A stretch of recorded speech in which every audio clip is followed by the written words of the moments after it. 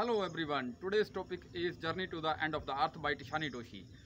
ये चैप्टर आपकी book class 12 का बीस्टा में से है, थर्ड चैप्टर है। आज जो है हम इसके क्वेश्चन आंसर डिस्कस करेंगे। So let's have look at this questions.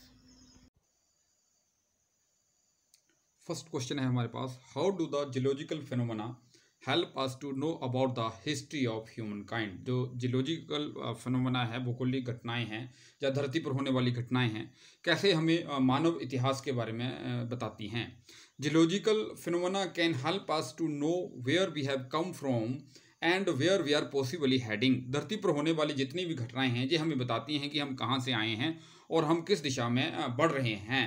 For example, geological phenomena tell us how India and South America used to be the part of the southern super continent Gondwana. जो भूगोलिक धरती पर होने वाली जो घटनाएं हैं ये हमें बताती हैं कि कैसा एक ऐसा समय था कि जब भारत और जो दक्षिणी अमेरिका एक ही भूमि का हिस्सा हुआ करते थे, एक ही भूमि पुंज का हिस्सा थे, जिसका नाम एक महाद्वीप था, बड़ा गोंडवाना था। Then due to some geological changes, कुछ भौगोलिक परिवर्तनों के कारण इंडिया पुश्ड नॉर्थवार्ड्स, जो इंडिया है जे उत्तर की तरफ धकेल दिया गया, एंड जैम्ड अगेंस्ट एशिया, और एशिया के साथ जाके सट गया, फॉर्मिंग द हिमालयस। इस तरह से हिमालय का निर्माण हुआ। South America drifted off to join North America. जो साउथ अमेरिका है ये भटक कर जो है नॉर्थ अमेरिका से मिल गया। Similarly the melting of the polar ice caps can tell us where we are possibly we are heading. ध्रुवीय चोटियों पर पड़ी जो आइस है जो पिघल रही है, इसे हमें पता चल रहा है कि हम किस दिशा में बढ़ रहे हैं। क्योंकि ये ग्लोबल वार्मिंग के कारण हो रहा है, तो हमें अपने आने वाले फ्यूचर का आभास होता है कि हम कहाँ पे किस दिशा की ओर जा रहे हैं। इस क्वेश्चन के ये तो अगर छोटा क्वेश्चन आया तो आपने स्टूडेंट्स इतना ही लिखना है। अगर यही क्वेश्चन आया तो इसको आप थोड़ा लंबा भी कर सकते हैं। इसमें कुछ एक आप लाइन्स ऐड कर सकते हैं, जैसे कि for example, the study of Antarctica can tell us that it is the only place in the world that never had any human population. जो स्टडी ऑफ अंटार्कटिका है हमें ये बताती है कि ये एक ही प्लेस है इस वर्ल्ड में जिसके अंदर कोई भी मानव जनसंख्या नहीं थी। It remains relatively pristine in this respect. ये पहले से ही अपनी प्राचीन अवस्था में है। It has in its आइट्स course 500 million year का ओल्ड कार्बन रिकॉर्ड्स।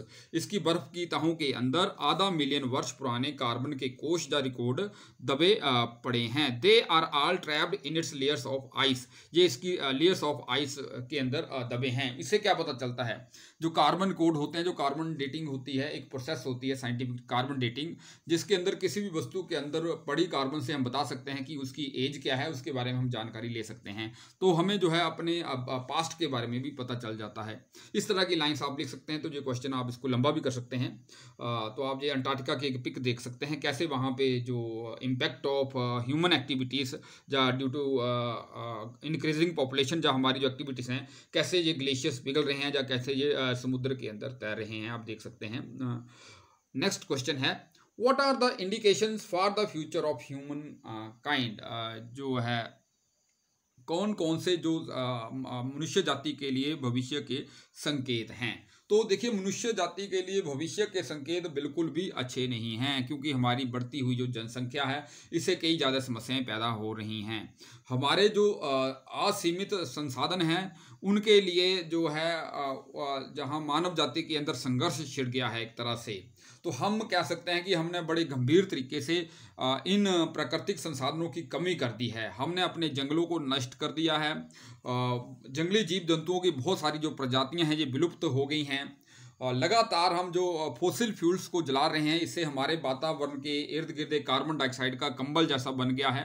इस हमारे लगातार जो जितना हम जीवाश्म ईंधनों का प्रयोग कर रहे हैं, तो वातावरण के अंदर कार्बन डाइऑक्साइड का एमिशन बढ़ गया है, जिससे इस कार्बन डाइऑक्साइड ने पूरे वातावरण को ढक लिया है, जैसे कंबल ने ढक लिया होता है। तो इसको हम ग्रीन हाउस इफेक्ट भी कहते हैं। इससे क्या होता है, सूर्य की आने वाले किरणें धरती पर तो आ जाती हैं लेकिन बाहर नहीं निकल पाती। इससे क्या है कि धरती के अंदर गर्मी बढ़ती जा रही है, जब मौसम के अंदर बदलाव आ रहे हैं, जैसा कि आजकल हम नोटिस करते हैं। तो इससे क्या है कि जो ग्लोबल टेम्परेचर हमारा बढ़ रहा है, ये इंडिकेशन जो है हमारे लिए अच्छा नहीं है। ये संसार का अंत भी ला सकते हैं। मतलब ये अच्छे नहीं हमारे लिए। तो कैसे आप इसका आंसर लिखेंगे? The indications for the future of mankind are not good. जो इंडिकेशन जो है मानव जाति के लिए अच्छा नहीं है। The rapid increase of human population has resulted in many problems. बढ़ती हुई जनसंख्या से कई समस्याएं पैदा हो गई हैं। We are battling with other species for limited sources. हम दूसरे जो स्पीसीज हैं, प्रजातियां हैं, उनसे संघर्ष कर रहे हैं असीमित संसाधन होने के कारण। We have gravely depleted our sources of nature. हमने गंभीर तरीके से अपने जो संसाधन हैं उनमें कमी पैदा कर दी है, उनको हरास कर दिया है। We have destroyed our forest. हमने अपने जंगलों को नष्ट कर दिया है। Many species of wildlife have become extinct. बहुत जो जंगली जीव जंतुओं की प्रजातियां हैं ये विलुप्त हो गई हैं। द अनमिटिगेटेड होता है लगातार, निरंतर। Unmitigated burning of fossil fuels has created blanket of carbon dioxide around the world. लगातार जितने जीवाश्म ईंधन हैं हम इनका प्रयोग कर रहे हैं, इससे हमारा वातावरण के इर्द गिर्द कार्बन डाइऑक्साइड का एक ब्लैंकेट बन गया है। It has increase the global temperature. इससे ग्लोबल टेम्परेचर बढ़ गया है। दीज ग्रेव इंडिकेशंस, ये जो गंभीर संकेत हैं, may not bring about the end of the world. हो सकता है इनसे अंत भी हो जाए या ना भी हो, but they are not good. ये अच्छे नहीं हैं। तो ऐसे संकेत हमें मिलते हैं। तो देखिए ये अंटार्कटिका की पिक है, कैसे जहाँ पे जो है ग्लोबल वार्मिंग का इम्पैक्ट है, कैसे बर्फ पिघल रही है, आप पहाड़ों के ऊपर देख सकते हैं। नेक्स्ट हम डिस्कस करेंगे रीडिंग विद इनसाइट। सबसे पहले हम क्वेश्चन 1 और 4 लेंगे इसका अपनी टेक्स्ट बुक का, क्योंकि इनका आंसर सेम है। आप चाहे क्वेश्चन 1 हो चाहे 4, तो आपने सेम ही आंसर लिखना है। तो फर्स्ट क्वेश्चन देखिए, the world's geological history is trapped in Antarctica. How is the study of this region useful to us. जो वर्ल्ड की जियोलॉजिकल हिस्ट्री है जो अंटार्कटिका के अंदर ट्रैप है, अंटार्कटिका की तहों में फंसी है। How is the study of this region useful to us. तो पूरे संसार का जियोलॉजिकल हिस्ट्री कैसे अंटार्कटिका के अंदर दबी हुई है। तो नेक्स्ट है, why is Antarctica the place to go to understand the earth present past and future. जो अंटार्कटिका है ये ऐसा स्थान क्यों है कि समझने के लिए ये अर्थ का प्रेजेंट, पास्ट और फ्यूचर। तो देखिए द वर्ल्ड्स जियोलॉजिकल हिस्ट्री कैसे ट्रैप्ड है। तो जब हम इसका आंसर करेंगे, इन दोनों क्वेश्चन का आंसर सेम है, तो आपने सेम ही आंसर लिखना है। तो पहली बात यह है कि वर्ल्ड जियोलॉजिकल हिस्ट्री कैसे, the Antarctica has in its आइट्स core 500 million year old carbon records. इसके बर्फानी गुफाओं के अंदर आधा मिलियन वर्ष पुराने कार्बन के कोश दबे पड़े हैं। तो कार्बन के कोश, कार्बन रिकॉर्ड से क्या पता चलता है, हमें उसकी एज पता चलती है कि जो है इसकी एज उन जो है कार्बन रिकॉर्ड हैं, किसी भी वस्तु की एज पता चल जाती है हमें कार्बन रिकॉर्ड से। तो हमें उसका इतिहास पता चलता है। तो इसलिए जो geological history, world's geological history है जो ट्रैप्ड हम कह सकते हैं अंटार्कटिका के अंदर। कैसे ट्रैप्ड है, क्योंकि वहाँ पे कार्बन के जो कोश हैं वो दबे पड़े हैं बर्फ़ के अंदर। और दूसरा, हाँ, why is Antarctica place to go to understand earth present past and future. Future क्यों हम पता चलता है। देखिए, तो हमने पढ़ा है कि अंटार्कटिका के अंदर जो है ड्यू टू इंक्रीजिंग पॉपुलेशन जो है we are using our natural sources badly. हम अपने जो नेचुरल सोर्सेज हैं उनको बहुत बुरी तरह से यूज़ कर रहे हैं। दे हैव बिकम लिमिटेड, वो सीमित बन गए हैं। तो इससे क्या हो रहा है, moreover continuous burning of fossil fuels. लगातार फॉसिल फ्यूल्स की जो हम जला रहे हैं, it has created blanket of carbon dioxide around the world due to which global temperature is increasing. जिससे ग्लोबल टेम्परेचर इंक्रीज हो रहा है। तो वहाँ and we can see at Antarctica that glaciers are receding and collapsing। जो glaciers हैं ये सिकुड़ रहे हैं और जो हैं कोलैप्सिंग, टूट के नीचे गिर रहे हैं। तो इससे क्या पता चलता है कि जो हमारे फ्यूचर के इंडिकेशंस है ये गुड नहीं हैं। तो इस तरह के आप आंसर लिख सकते हैं। तो देखिए आप कैसे आंसर लिखेंगे। द स्टडी ऑफ अंटार्कटिका, दोनों क्वेश्चन का सेम आंसर है। The study of Antarctica can tell us how our globe took its present day shape. Antarctica की स्टडी बताती है कि हमारा ग्लोब अपनी वर्तमान अवस्था कैसे प्राप्त करता है। It tell us where we have come from and where we are possibly heading. ये हमें बताता है कि हम कहाँ से आए हैं और किस दिशा में बढ़ रहे हैं। It tell us how there was a time when India and South America used to be the part of southern super continent Gondwana. ये हमें बताता है कि एक ऐसा भी समय था जब इंडिया और साउथ अमेरिका एक ही भूमि का हिस्सा थे। जिसको दक्षिणी महाद्वीप कहा जाता था, जिसका नाम गोंडवाना था। Then due to some geological changes, कुछ भौगोलिक परिवर्तनों के कारण इंडिया पुश्ड नॉर्थवार्ड्स, इंडिया उत्तर की तरफ धकेल दिया गया, and jammed against Asia, Asia के साथ जाके सट गया, फॉर्मिंग द हिमालयस, इस तरह से हिमालय का निर्माण हुआ। The study of Antarctica tell us that it is the only place that had never any human population. इसकी स्टडी बताती है कि ये केवल एकमात्र ही ऐसा स्थान है जिसके ऊपर कभी भी कोई मानव जनसंख्या नहीं हुई है। It remains relatively pristine in this respect, ये सदा ही अपनी जो है पूर्व अवस्था के अंदर ही है, पहले वाली अवस्था के अंदर ही है, प्राचीनतम अवस्था में है, पुरातन अवस्था में है, प्रिस्टीन होता है। It has in its ice core 500,000 year old carbon records, इसकी बर्फानी गुफाओं में आधा मिलियन वर्ष पुराने, बर्फानी तहों के अंदर आधा मिलियन वर्ष पुराने पड़े कार्बन के कोश या रिकॉर्ड दबे पड़े हैं। They are all trapped in its layers of ice, ये सभी इनकी बर्फानी तहों के अंदर बंद पड़े हुए हैं। Thus if we want to study and examine the earth past present and future, अगर हम अर्थ का जो है पास्ट प्रेजेंट और फ्यूचर के बारे में जानना चाहते हैं, then Antarctica is the place to go, Antarctica ही ऐसा स्थान है जहां पे हम जा सकते हैं। Its receding glaciers and collapsing ice shelves will tell us how real the threat of the global warming, इसके जो सिकुड़ते हुए ग्लेशियर हैं और टूटते हुए बर्फ के शेल्फ हैं हमें ये बताते हैं कि धरती के गर्म होने संबंधी खतरा कितना वास्तविक है। Thus the study of the region can be very useful to us, इस रीजन की स्टडी हमारे लिए बहुत लाभदायक हो सकती है। It can help us to learn from our mistakes, इससे हम अपनी गलतियों से सीख सकते हैं। तो अंटार्कटिका के अंदर आप देख सकते हैं how the glaciers are seeding and collapsing, कैसे वो कोलैप्स कर रहे हैं, कैसे सीड कर रहे हैं, जो कैसे आइस देखिए सिकुड़ जो है आइस वहाँ पे पिघल रही है, आप देख सकते हैं। नेक्स्ट क्वेश्चन देखिए, सेकंड क्वेश्चन है reading with insight. What are the Geoff Green's reasons for including high school students in the studies students on ice expedition? Geoff region के क्या कारण थे कि उसने हाई स्कूल के बच्चों को ही स्टूडेंट्स ऑन आइस एक्सपीडिशन के अंदर शामिल किया? उसने क्यों नहीं बड़े रिच और अमीर लोगों को इसके अंदर शामिल किया जो इन साहसिक गतिविधियों में आनंद लेते हैं? तो उसका क्या कारण था? उसका कारण ये था कि अगर वो कहता कि अगर ऐसे रिच या और लोगों को अंटार्कटिका पे ले जाता तो उन्होंने तो वहाँ पे अंटार्कटिका को देखकर जो भी आनंद उठाना था और वापस आ जाना था, कुछ नहीं करना था। लेकिन जो बच्चे होते हैं they are our future citizen, जो हमारे भावी नागरिक होते हैं, they are our future policy makers और they have the ability to absorb learn and act, उनके अंदर किसी भी चीज़ को ग्रहण करने की बहुत ज़्यादा शक्ति होती है। तो वो वहाँ पे जो धरती के अंदर जो हमारी एक्टिविटीज़ हैं वहाँ पे महसूस कर सकते हैं कि हमारी एक्टिविटीज़ के अंदर कारण वहाँ पे अंटार्कटिका के अंदर वो देख सकते हैं कैसे वहाँ पे ध्रुवीय प्रदेशों पर पड़ी जो बर्फ पिघल रही है। तो इससे क्या पता लग सकता है कि वो आने वाले भविष्य में वो स्टेप उठा सकेंगे, ऐसे कदम ले सकेंगे जिससे कि हमारे जो है एनवायरनमेंट का संरक्षण किया जा सके। और यही कारण था कि वो हाई स्कूल के स्टूडेंट्स को ही अपने साथ ले गए। तो चलिए इसके आंसर को डिस्कस करते हैं in English. Geoff Green looks upon students as important and responsible members of our future generation. जो जॉफ ग्रीन है वो बच्चों को हमारी भावी पीढ़ियों के महत्वपूर्ण और जिम्मेदार सदस्यों के रूप में देखता है। They are our future policy makers, वह हमारे भविष्य के नीति निर्माता हैं।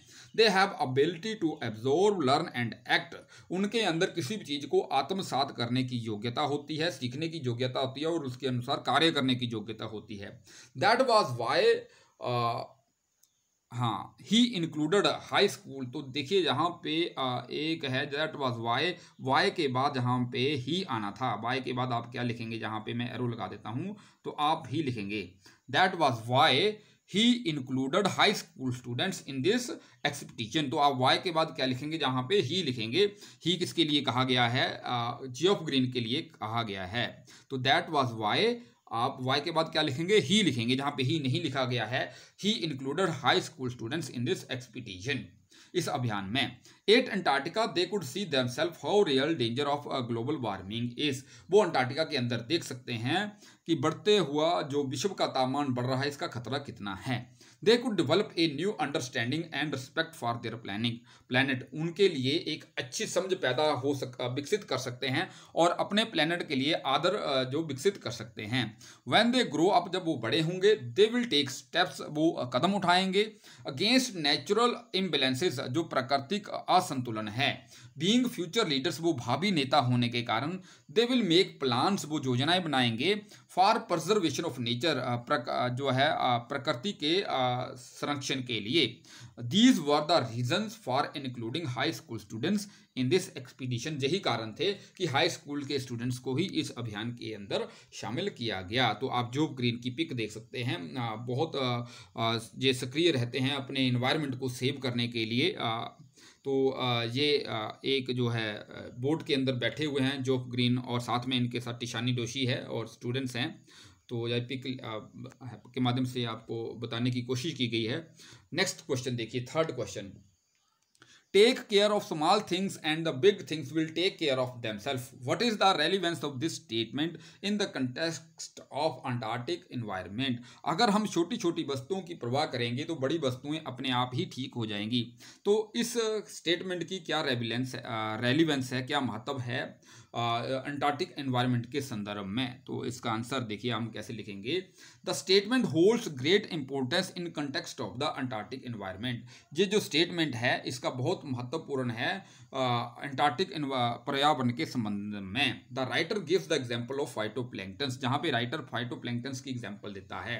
विच आर सिंगल सेल्ड प्लांट्स, जो एक कोशिकीय पौधा हैं। They are the grasses of the sea, जे समुद्र के घास हैं। They form the food chain for all the marine animals and birds of the region. ये जो समुद्री घास है ये एक भोजन श्रृंखला का निर्माण करती है समुद्री पशुओं के लिए और पक्षियों के लिए उस क्षेत्र के। The scientist warn that depletion in the ozone layer will affect the activities of phytoplankton. जो वैज्ञानिक हैं जो हमें चेतावनी देते हैं कि ओजोन लेयर के अंदर जो क्षय हो रहा है, कमी हो रही है, ह्रास हो रहा है, इससे जो फाइटोप्लैंक्टन की जो है एक्टिविटीज प्रभावित होंगी। Thus if we take care of small things, अगर हम छोटी छोटी वस्तुओं की परवाह करेंगे, the big things will take care of themselves, बड़ी वस्तुएं अपने आप ठीक हो जाएंगी। देखिए, the phytoplanktons are the sea grass, जे सी ग्रास है, they are single celled plants, जे एक कोशिकीय पौधे हैं। They absorb carbon dioxide during the process of photosynthesis, जे कार्बन डाइऑक्साइड को एब्जॉर्ब करते हैं during the process of photosynthesis, photosynthesis की प्रकाश संश्लेषण की प्रक्रिया के दौरान।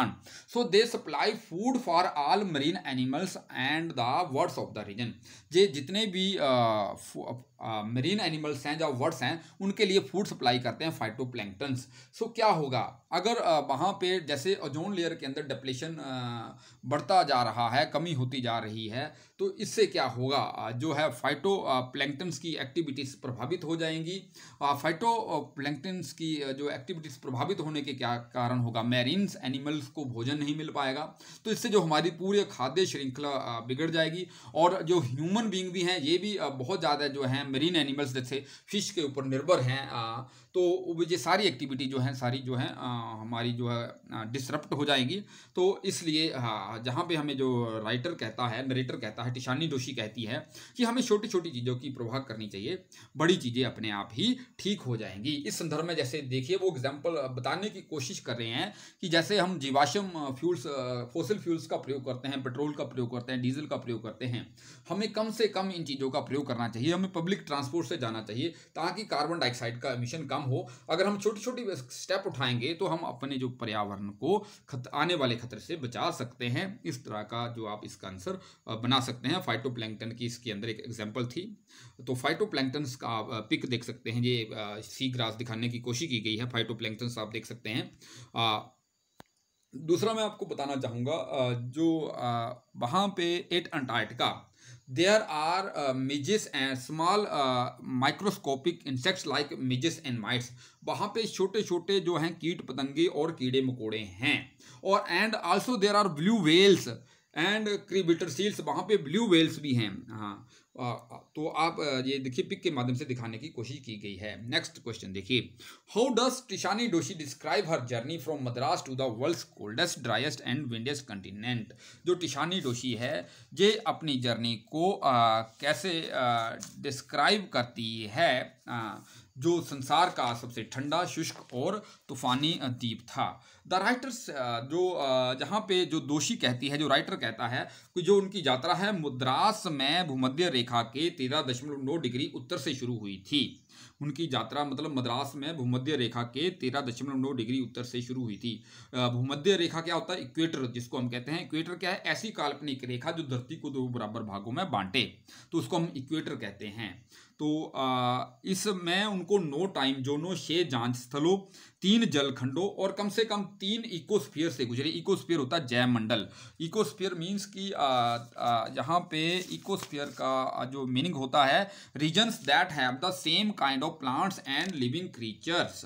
ऐसा क्षेत्र जहाँ पे एक जैसी वनस्पति और जीव रहते हों। एक जैसी वनस्पति और जीवों वाले क्षेत्र को हम इकोस्फीयर कहते हैं। इसको हिंदी में जैवमंडल भी कहते हैं। तो उन्होंने जो कुल मिला के जहाँ पे 100 घंटा यात्रा की थी कार, हवाई जहाज और समुद्री जहाज में। तो आप इंग्लिश में इसका आंसर कैसे लिखेंगे? The writer says that journey begin, उनकी यात्रा शुरू हुई 13.09 degrees north of the equator in Madras. उनकी जर्नी जो है मद्रास में भूमध्य रेखा की 13.9 डिग्री उत्तर से शुरू हुई थी।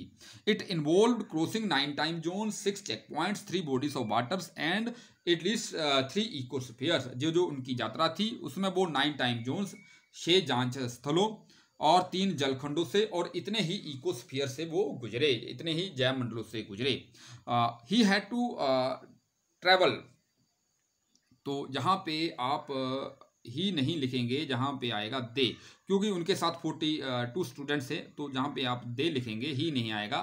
तो they had to travel 100 hours. उनको जो है 100 आवर्स की यात्रा करनी पड़ी in combination of car and aeroplane. तो आप जहाँ पे ही की जगह क्या लिखेंगे? दे लिखेंगे। इसको आप करेक्ट कर लेंगे इसको आप। हाँ, नेक्स्ट क्वेश्चन आप देखिए। हाँ, ये देखिए एक पिक है जहाँ पे आप देख सकते हैं कैसे पेंगुइन जो वहाँ पे अंटार्कटिका के अंदर दिखाई गई हैं, जहाँ पिक के अंदर। नेक्स्ट क्वेश्चन है, how were the Himalayas formed. हिमालयों का निर्माण कैसे हुआ? 650 मिलियन ईयर एगो, 650 मिलियन वर्ष पहले, India and South America used to be the part of the southern super continent Gondwana. India और साउथ अमेरिका जो थे एक जो है दक्षिणी महाद्वीप गोंडवाना का हिस्सा थे। Then due to some geological changes, कुछ भूगोलिक परिवर्तनों के कारण इंडिया पुश्ड नॉर्थवार्ड्स, इंडिया उत्तर की तरफ धकेल दिया गया। एंड जैम्ड अगेंस्ट एशिया, और एशिया के साथ जाके सट गया। इट्स क्रस्ट गोट बक्कल्ड, इसका जो ऊपरी तल है ये पिचक गया, बक्कल्ड होता पिचक जा रहा है। And thus the Himalayas were formed, इस तरह से हिमालय का निर्माण हुआ। आप हिमालय की ये पिक देख सकते हैं आप, इस तरह से जो हिमालय बना। नेक्स्ट क्वेश्चन है, what does the author mean by journey to the end of the earth. Author का journey to the end of the earth से क्या मतलब है? Journey to the end of the earth का मतलब है अंटार्कटिका। अंटार्कटिका को कहा गया है क्योंकि जो अंटार्कटिका है अर्थ के एंड के ऊपर है। वाई जर्नी साउथ पोल के ऊपर है जी Antarctica. Why journey to the end of the earth, the author means journey to the Antarctica. Author का मतलब है अंटार्कटिका के लिए journey. It is the coldest, windiest and driest place on the earth. ये इस संसार के ऊपर अर्थ के ऊपर सबसे ठंडा, तूफानी और शुष्क प्लेस है। It has never sustained human population, इसके ऊपर कभी भी जो है मानव जनसंख्या नहीं रही है। So thanks for watching video.